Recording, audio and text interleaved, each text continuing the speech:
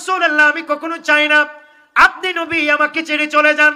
আল্লাহর হাবিব সাথে সাথে তাকে জমিনের মধ্যে দাফন করে দিলেন। আল্লাহর হাবিব বললেন, এ আমার সাহাবীরা, এটার নাম হলো উস্তুনে হান্নানা। এটা হলো উস্তুনে হান্নানা। এটা এমন একটি স্তম্ভ, যে স্তম্ভ আমি রাসূলের জন্য কেঁদেছে। আজকে আমি এই উস্তুনে হান্নানাকে সোজা জমিন থেকে জান্নাতুল ফেরদাউসে পাঠিয়ে দিয়েছি। প্রিয় ভাইয়েরা আমার, এখান থেকে বোঝা গেল নবী করিম সাল্লাল্লাহু তাআলা আলাইহি ওয়াসাল্লামকে একটি শুকনো কাঠেও চিনে। কথা বলেন, চিনে কি চিনে না? একটা শুকনো গাছ আমার নবীকে চিনে কি চিনে না? যদি শুকনো একটি কাষ্ঠখণ্ড রাসূলুল্লাহকে যদি চিনে, একটা যদি শুকনো গাছের খণ্ড যদি আমার নবীকে এত বেশি ভালোবাসতে পারে, তাহলে আমরা মানুষ হয়ে নবীকে কেমন ভালোবাসা দরকার? কথা বলেন ঠিক কিনা? এজন্য আমি বলি যে ওই গাছ অনেক ভালো, ওই শুকনো কাঠ মানুষের চাইতে উত্তম।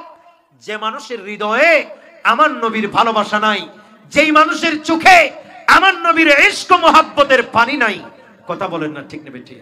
ইয়া রাসূলুল্লাহ, আমি কখনো চাই না আপনি নবী আমাকে ছেড়ে চলে যান। আল্লাহর হাবিব সাথে সাথে তাকে জমিনের মধ্যে দাফন করে দিলেন। আল্লাহর হাবিব বললেন, এ আমার সাহাবীরা, এটার নাম হলো উস্তুনে হান্নানা। এটা হলো উস্তুনে হান্নানা।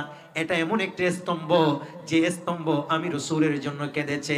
আজকে আমি এই উস্তুনে হান্নানাকে সোজা জমিন থেকে জান্নাতুল ফেরদাউসে পাঠিয়ে দিয়েছি।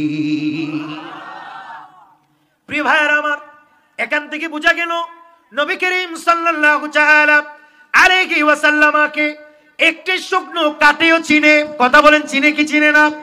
একটা শুকনো গাছ আমার নবীকে চিনে কি চিনে না?